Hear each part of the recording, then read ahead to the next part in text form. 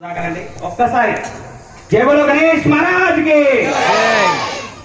ఏదైతే ఇప్పుడు మనం కార్యక్రమం నిర్వహించామో అందరి లోపల ఒక డౌట్ రావచ్చు, ఇది ఎలా చేయాలి, ఎప్పుడు చేయాలి అనే డౌట్ రావచ్చు. దీనికి ఎటువంటి నియమ నిబంధనలు లేవండి. కేవలం చాలా ఈజీకరమైన 5 రూల్స్ ఉంటాయి.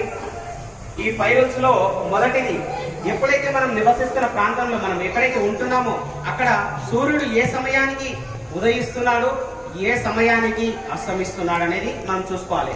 ఇప్పుడు టెక్నాలజీ పెరిగి ప్రపంచం మన అరచేతిలో ఉందంటున్నారు. అదే దాని పేరు మొబైల్లో ఒక యాప్ డౌన్లోడ్ చేస్తే కనుక సూర్యుడు మనం నివసిస్తున్న ప్రాంతంలో ఎప్పుడు వస్తున్నాడు, ఎప్పుడు వెళ్తున్నాడు అనేది టైమింగ్ ఉంటుంది.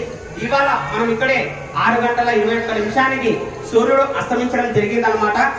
సో దాని తర్వాత ఏదైతే మనం చేస్తున్నామో రెండోది నియమం, మొదటి నియమం సూర్యుడు వచ్చేది వెళ్ళేది. రెండో నియమము, మీ ముంగట పాత్రలు ఏదైతే ఉన్నాయో అర్ధ పిరమిడ్ ఆకారంలో ఉన్న పాత్ర. పూర్వము పిరమిడ్ ఆకారం ఎంత విశిష్టత ఉందో మీ అందరికీ తెలుసు. అలాగే పూర్వం మన ఇండ్లు ఎలా ఉండేటియో మీ అందరికీ తెలుసు. మీకు అర్ధ పిరమిడ్ ఆకారంలోనే ఉండేది. అలాగే పెద్దవాళ్ళు రుమాలు కట్టడమైనా ఏదైనా కూడా పిరమిడ్ ఆకారంలో కట్టేవాళ్ళు. దాని ద్వారా శక్తి అనేది ఎంత ఉత్పన్నం అవుతుందో అనేది మనకు తెలుసు.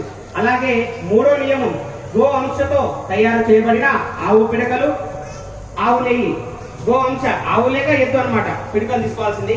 అలాగే గో అంశకు సంబంధించిన ఆవు నెయ్యి. అలాగే నాలుగో నియమం, మన ఇంట్లో వాడే బియ్యం ఏదైతే ఉన్నాయో అఖండ బియ్యం అనగా పూర్తిగా ఉన్న బియ్యం, విరిగని బియ్యం అన్నమాట. ఆ బియ్యాన్ని చిక్కడు తీసుకోవాలి.